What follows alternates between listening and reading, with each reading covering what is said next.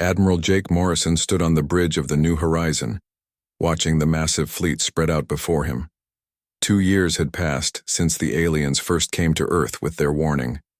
Now, hundreds of ships from dozens of different worlds flew together toward the heart of the Galactic Empire. The alien capital world of Dominion Prime grew larger on the main screen. Its surface glowed with the light of 1,000 cities, each one a monument to the Empire's power over the galaxy.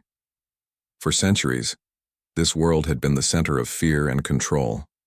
Today, it would become the symbol of freedom. "All ships report." "Ready, Admiral," said Captain Susan Lee from her position at the communications console.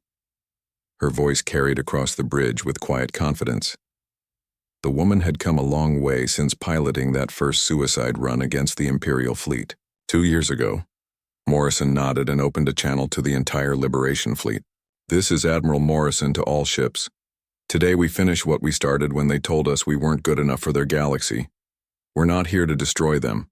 We're here to free them, just like we freed everyone else." On the planet below, Grand Admiral Zixthalen paced in his crystal command chamber. The tall alien's body flickered with angry colors as reports came in from across the Empire.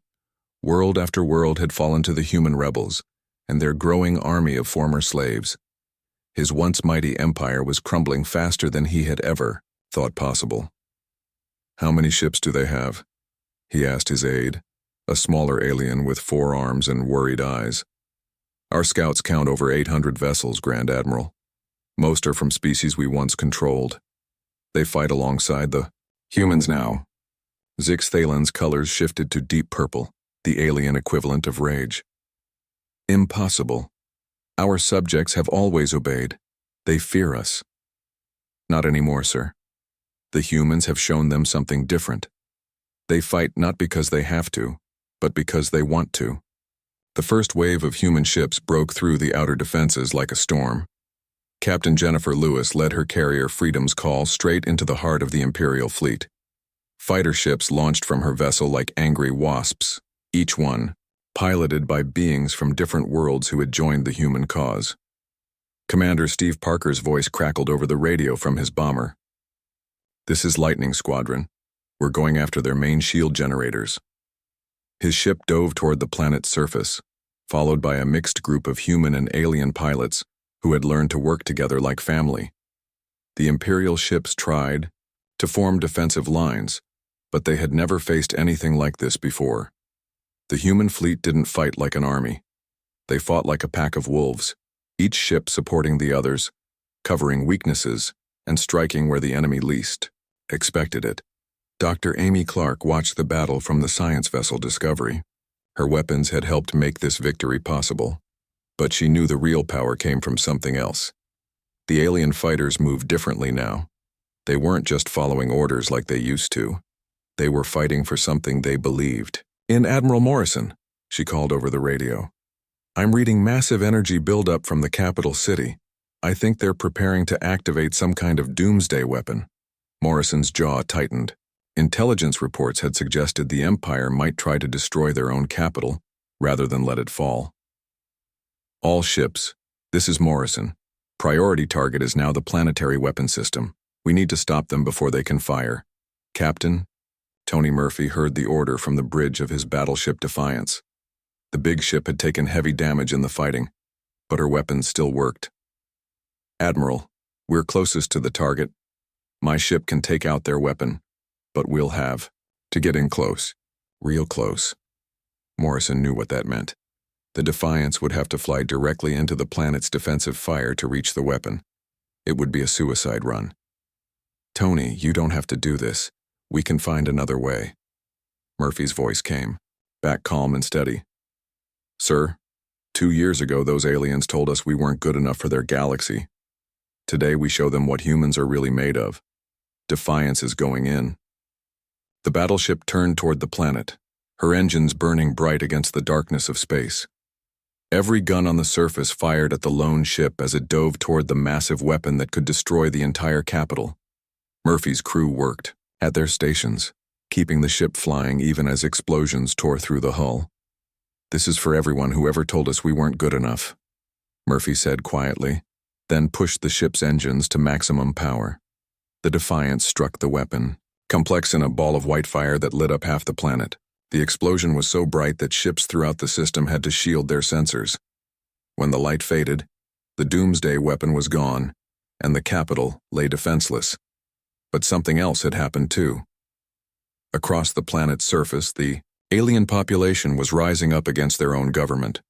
They had watched the human sacrifice, seen beings who barely knew them die to protect their world from their own leaders. The sight of such courage had finally broken the fear that had held them down for so long. Grand Admiral Zix Thalen found his command center surrounded by his own people. The aliens who had served the Empire for generations now looked at him with new eyes. They had seen what the humans offered, and they wanted no more of the old ways. "Stand down, Grand Admiral," said his former aide, the four-armed alien now wearing the colors of the rebellion. "The Empire is over. It's time for something better." The surrender came 3 hours later. Admiral Morrison received the message. On his damaged flagship, surrounded by the mixed fleet that had made victory possible. Ships from dozens of worlds floated together in space, their crews working side by side to rescue survivors and begin the work of rebuilding. 6 months after the fall of Dominion Prime, President Helen Ward stood before the first Galactic Assembly of Free Worlds. The meeting hall had been built in Earth's orbit, a symbol that no single world would dominate the new government. Representatives from hundreds of species sat together, each with an equal voice in shaping their shared future. 2 years ago, an empire told us we weren't good enough to join their galaxy, Ward said to the assembled crowd. They were right. We weren't good enough to join an empire built on fear and slavery, but we were good enough to help build something better. A galaxy where every species, no matter how young or old, has the right to reach for the stars. Admiral Morrison watched from the observation deck as the former enemies signed treaties of friendship and cooperation. The galaxy's resources and knowledge would be shared freely among all worlds. No one would be slaves again. Later that night, Morrison stood alone on the observation deck looking out at the stars. Captain Susan Lee joined him, her face peaceful in the starlight. "Think we did the right thing, Admiral?" she asked. Morrison smiled, remembering the arrogant aliens who had first come to Earth with their warning. "I think we showed them that being human isn't about being perfect. It's about being willing to fight for others, even when the odds are against you." Outside the window, ships from 100 worlds worked together, building the future that humanity had fought to make possible. The galaxy was free, and humanity had finally found its place among the stars. The cargo ship New Haven moved slowly through the darkness of space. Its hull was painted white with blue stripes, and large red crosses marked it clearly as a medical transport. Captain Jake Morrison sat in his command chair, looking out at the stars through the main window of the bridge. Jake was 42 years old with gray hair and kind brown eyes. He had been flying cargo ships for 15 years, carrying supplies to colonies across human space. This was supposed to be a routine mission. The New Haven was loaded with medicine, food, and medical equipment for the sick colonists on Kepler 7b. "Captain, we should reach the Kepler system in 6 hours," said Lieutenant Amy Foster. She was Jake's first officer, a young woman with short, blonde hair who had served in the human Navy before joining his crew. Amy was smart and brave, and Jake trusted her completely. "Good. The sooner we get these supplies to the colony, the better," Jake replied. He had read the reports from Kepler 7b. A disease was spreading through the settlement and people were dying. The medicine in his cargo hold could save hundreds of lives.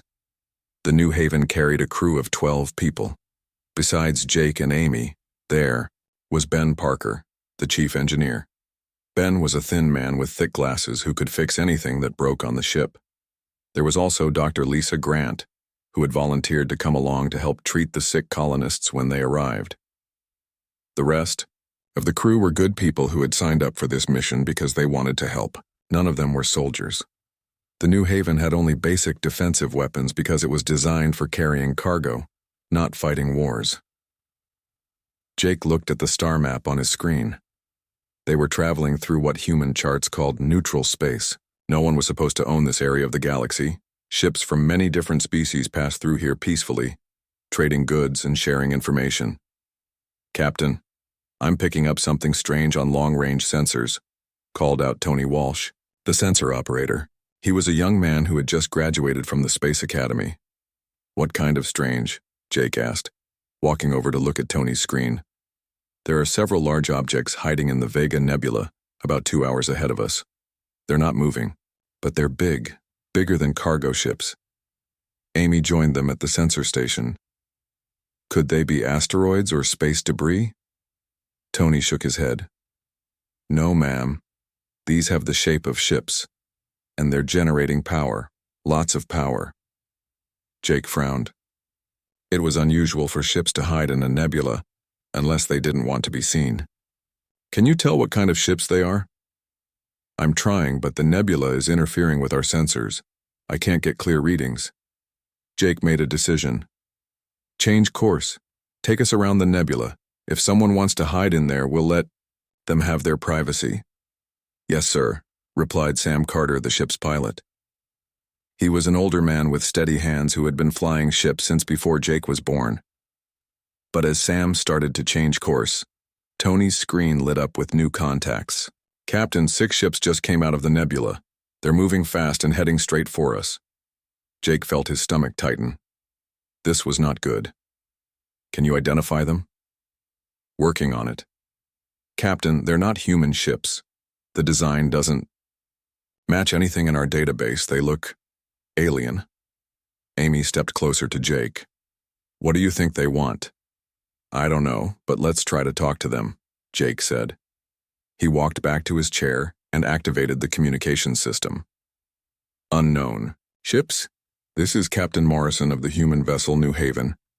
We are on a medical mission to help sick colonists. Please identify yourselves." There was no answer. The alien ships kept getting closer. Jake tried again. "Unknown ships. We are not a military vessel. We carry only medical supplies and food. We mean you no harm." Still no response. On the sensor screen, Jake could see that the alien ships were much larger than the New Haven.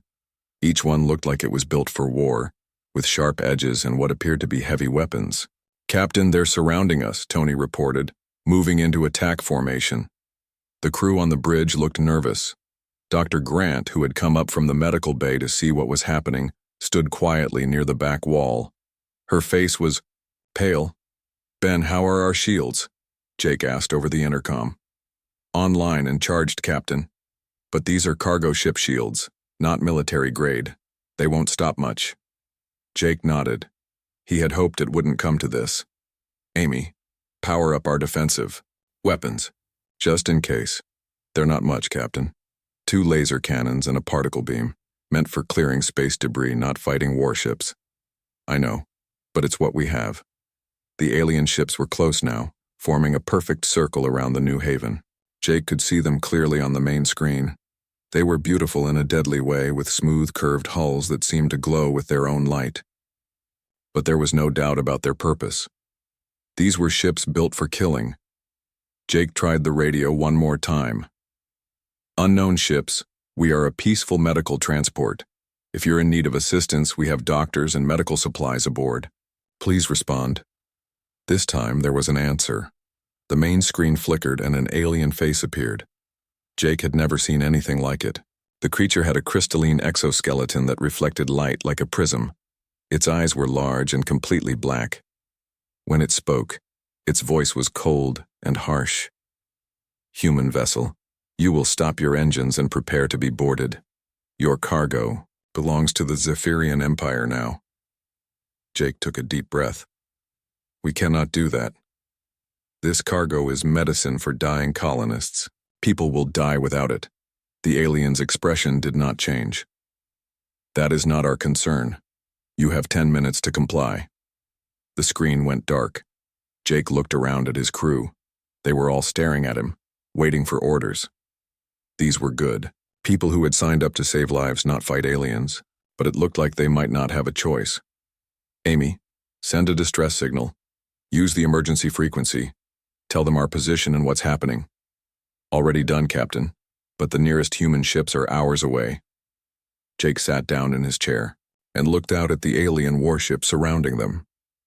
The New Haven was designed to save lives, not take them. But sometimes good people had to make hard choices. The New Haven was dying.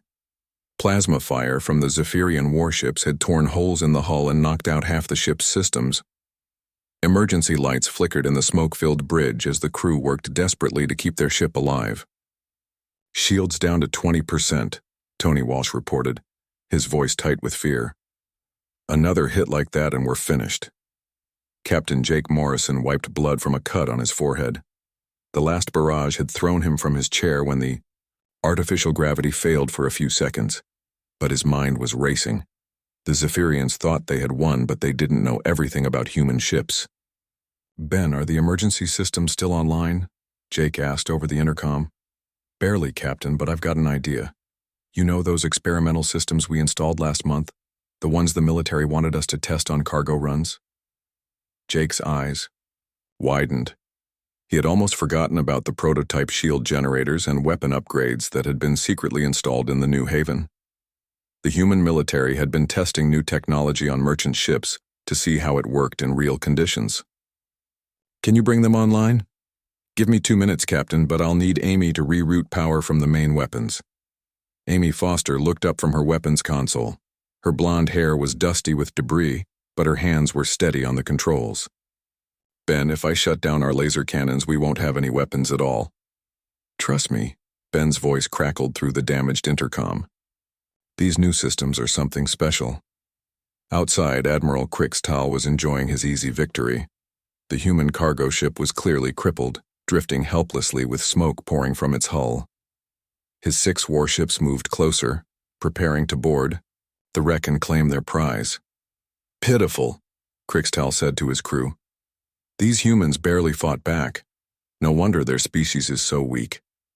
But Jake Morrison was far from finished. While the Zephyrians moved in for what they thought would be an easy capture, the human crew was working miracles in the damaged sections of their ship. Dr. Lisa Grant had turned the medical bay into an engineering workshop. She was using surgical tools to help repair damaged circuits.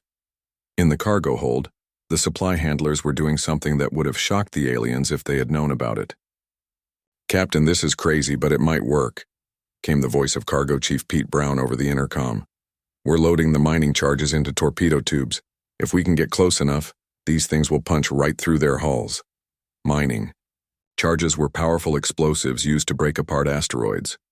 The New Haven carried them for emergency situations, like clearing blocked shipping lanes. They weren't designed as weapons, but desperate times called for creative solutions. Jake ordered.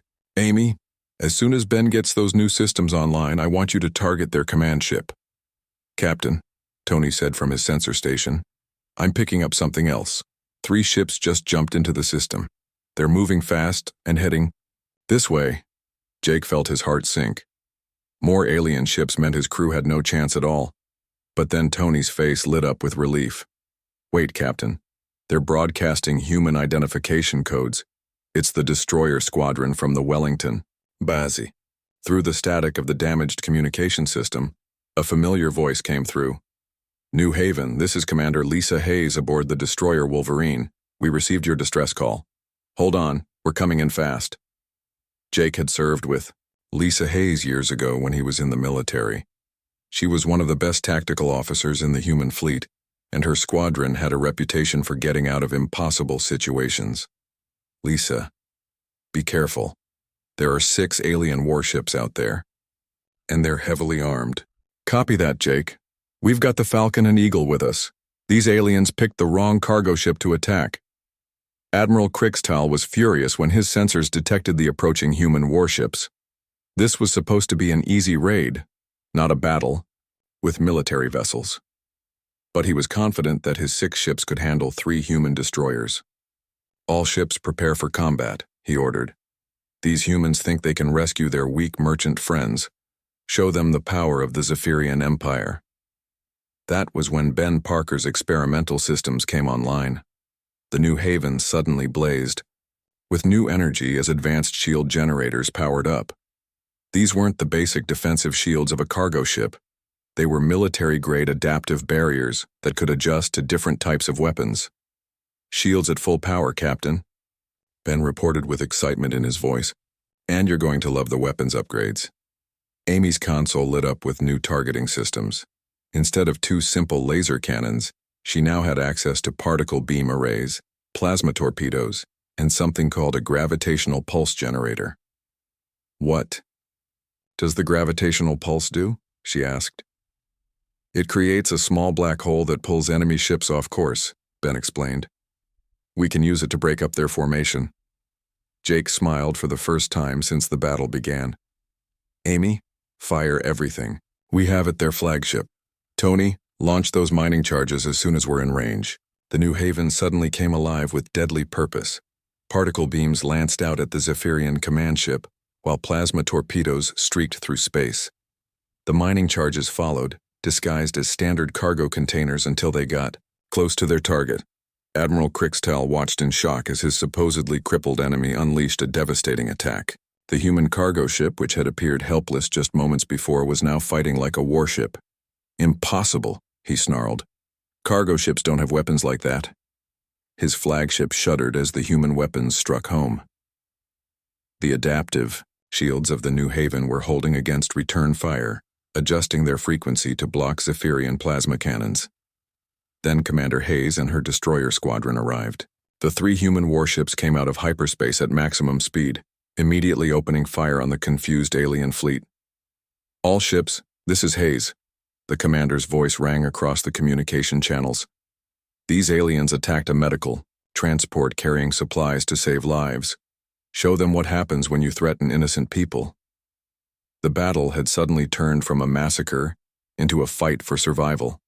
The Zephyrians found themselves facing not one weak cargo ship, but 4 human vessels working together with deadly efficiency.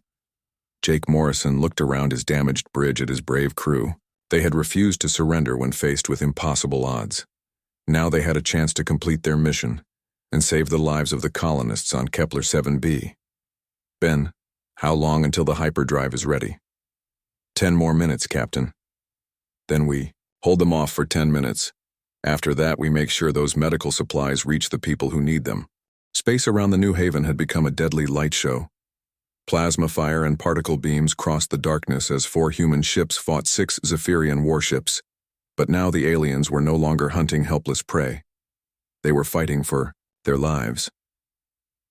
Commander Lisa Hayes stood on the bridge of her destroyer Wolverine, watching the tactical display with cold blue eyes. She had seen the damage reports from the New Haven. These aliens had attacked a medical transport carrying supplies to save dying colonists. That made this personal. Target their heavy cruiser, she ordered her weapons officer. Full spread of torpedoes. Let's see how tough they really are. The Wolverine unleashed a barrage of missiles that streaked through space like angry hornets. The Zephyrian ship tried to dodge, but human torpedoes were designed to track their targets. Explosions blossomed along the alien vessel's hull as its shields failed. Meanwhile, Captain Jake Morrison was discovering just how effective his ship's new weapons could be. The gravitational pulse generator had pulled 2 Zephyrian ships out of formation, causing them to collide with each other.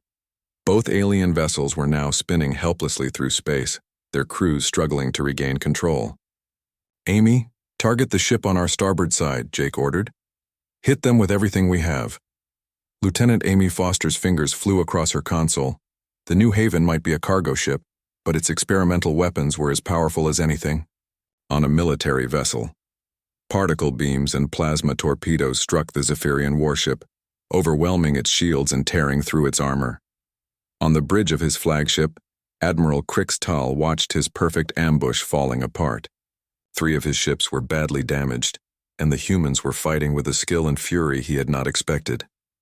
How are they doing this? He demanded. Cargo ships don't have weapons like these. His tactical officer, a young Zephyrian named Veltan, studied the sensor readings. Admiral, it appears the human ship was equipped with experimental military systems. We were deceived by its appearance. Crixtal's crystalline exoskeleton darkened with rage. Impossible. We studied their ship. It showed as a simple merchant vessel. The humans are known for their deception, Veltan replied. Perhaps they disguise their warships as peaceful transports. That was not entirely true. The New Haven really was a cargo ship carrying medical supplies, but the human military had been secretly testing new technologies on merchant vessels, hoping to give them better defenses against pirates and raiders. The Zephyrians had walked into a trap they never saw coming. The destroyers, Falcon and Eagle, were working together like a hunting pack. Captain Sarah Wells of the Falcon had served with Commander Hayes for 5 years. They could read each other's tactics without needing to talk. "Lisa, we're going to hit their rear guard from behind," Wells radioed. "Keep them busy from the front." "Copy that, Sarah. Mark, take the Eagle around to their port side. Let's box them in." Captain Mark Sullivan of the Eagle grinned as he maneuvered his ship into position. These aliens had made a big mistake when they attacked Jake Morrison's medical transport. The human fleet took care of its own. The Zephyrians found themselves surrounded and outmaneuvered. Their rigid battle formations, which worked well against other alien species, were useless against human tactics. The humans fought like a pack of wolves, striking from different directions and supporting each other. Admiral Crix Tal tried to rally his remaining ships. "All vessels concentrate fire on the cargo ship. If we destroy it, the others may retreat." But the New Haven was no longer the helpless target it had appeared to be. Ben Parker had managed to bring all the experimental systems online, and the ship's adaptive shields were holding against the Zephyrian weapons. "Their plasma cannons are useless now," Ben reported proudly. "These new shields adjust to their frequency. It's like they're shooting blanks at us." Jake Morrison smiled grimly. "Then let's return the favor. Tony, launch the rest of those mining charges." The disguised explosives streaked toward the alien flagship. Admiral Crix Tal's crew tried to shoot them down, thinking they were ordinary torpedoes, but mining charges were designed to survive in asteroid fields. They were heavily armored and shielded. The explosions that followed lit up space like a small sun. Crix Tal's flagship shuddered under the impact, its hull cracking and atmosphere venting into space. Emergency lights flickered on the alien bridge as his crew fought to keep their ship from breaking apart. "Admiral, we've lost main power," Velton reported. "Weapons are offline and our shields are gone." Another Zephyrian ship tried to come to their aid, but the destroyer Wolverine intercepted it. Commander Hayes had no mercy for aliens who attacked medical transports. Her ship's weapons tore through the enemy vessel like it was made of paper. The battle was turning into a rout. Of the 6 Zephyrian warships that had started the fight, 2 were completely destroyed. 2 were drifting helplessly with critical damage, and 1 was trying to flee toward the edge of the system. Only Admiral Crix Tal's flagship was still capable of fighting, but barely. The proud warrior who had boasted about Zephyrian superiority was now trapped on a dying ship, watching his fleet being destroyed by the humans he had thought were weak. "Sir, should we surrender?" Velton asked quietly. Crix Tal looked at the tactical display. The human ships were closing in on all sides. His weapons were offline, his shields were gone, and half his crew were dead or injured. Pride warred with survival instinct in his alien mind. "Admiral," came a transmission from the New Haven. "Captain." Morrison's face appeared on the screen, his uniform torn and dirty but his voice steady. "Your ships are destroyed. Your crew is dying. Surrender now and we'll provide medical aid." Crix Tal stared at the human captain. These creatures were offering to help their enemies, even after being attacked without provocation. It made no sense to his warrior mindset. "Why?" he asked. "Why offer mercy to those who showed you none?" Morrison's expression was serious but not angry. "Because that's what civilized people do. We fight when we have to, but we don't kill when we don't need to." Around the battlefield, the other human ships waited for their admiral's decision. They could destroy the remaining Zephyrian vessels easily, but they held their fire. They were waiting to see if the aliens would choose surrender over death. For the first time in his life, Admiral Crix Tal began to understand that maybe the Zephyrians didn't know everything about strength and weakness after all. These humans had defeated his entire fleet, but they were still willing to save the lives of their enemies. It was a lesson that would change everything he thought he knew about the galaxy. Admiral Crix Tal stood on the bridge of his dying flagship, looking at the destruction around him. Sparks flew from broken control panels. The smell of smoke and burned circuits filled the air. Half of his crew lay dead at their stations. The other half were wounded and afraid. Through the main window he could see the 4 human ships surrounding him. The cargo vessel New Haven was still there, damaged but not defeated. The 3 human destroyers moved in a perfect circle around his broken fleet like hunters around wounded prey. "Admiral," his communications officer Vestan said weakly. Blood ran down the side of his crystalline face from a head wound. "The Stormblade just exploded. Captain HFY and his entire crew are dead." Krixtal closed his black eyes for a moment. The Stormblade had been one of his finest warships. Captain HFY had been his friend for 20 years. Now both were gone, destroyed by the humans he had thought were weak and helpless. "How many ships do we have left?" he asked. "Only us, sir. The Night Hunter is drifting without power. The Starpiercer lost all weapons and life support. They're sending out distress signals. 5 ships lost. 5 crews dead or dying. All because he had wanted to steal medicine from a cargo transport." Krixtal felt something he had never experienced before. It might have been shame. "Sir, the humans are broadcasting again," Vestan said. "Put them on screen." Captain Morrison appeared on the display. The human looked tired and sad, but his voice was calm and steady. "Admiral Krixtal, your fleet is destroyed. Your remaining crew are dying. I'm offering you one last chance to surrender." Krixtal straightened up as much as he could. His pride was all he had left now. "We are Zephyrian warriors. We do not surrender to inferior species." Morrison's expression did not change. "Admiral, there's nothing inferior about wanting to save lives. That's what we were trying to do when you attacked us. We're still trying to do it now." "You defeated us," Krixtal said bitterly. "Why don't you just finish us off? That's what we would do. To you." "I know," Morrison replied. "That's the difference between us." On the bridge of the destroyer Wolverine, Commander Lisa Hayes watched the conversation between Morrison and the alien admiral. Her weapons were ready to fire. One word from Jake, and she would turn the Zephyrian flagship into space dust. But she knew Jake Morrison. He had always been the type of person who tried to save everyone, even his enemies. It's why he had left the military to become a cargo captain. He wanted to help people, not kill them. "Lisa," Morrison's voice came over the private channel. "Are you reading the life support levels on the alien ships?" Hayes checked her sensors. "They're critical, Jake. The aliens have maybe an hour of air left if they're lucky. Then we need to act fast." Admiral Krixtal was thinking about the message he needed to send to Zephyrian High Command. His people needed to know what had happened. Here. They needed to understand that everything they believed about humans was wrong. "Vestan, open a channel to High Command. Emergency priority." His communications officer's hands shook as he worked the damaged controls. "Channel open, Admiral." Krixtal took a deep breath and began to speak. "This is Admiral Krixtal to all Zephyrian forces. I am sending this message from the wreckage of my fleet in the Kepler system. We have been defeated by human ships." He paused as another explosion shook his bridge. Somewhere in the ship another system had failed. "I came here with 6 warships to attack what appeared to be a single weak cargo transport. We were wrong about everything. The humans are not the helpless prey we believed them to be." Through the window he could see the human ships moving. Closer. They were not coming to attack. They were coming to help. Even now, after destroying his fleet, they wanted to save the lives of his crew. The humans fight like nothing we have ever seen before. They do not follow the rules of war that we understand.